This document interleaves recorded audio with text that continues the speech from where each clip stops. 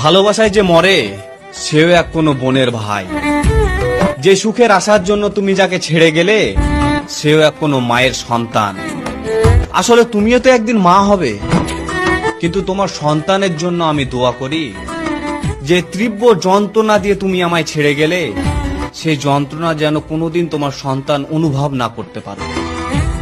কারণ মায়ের মুখে শুনেছি নিজের সন্তানকে ধ্বংস হতে দেখার যে যন্ত্রণা সেটা খুব কঠিন।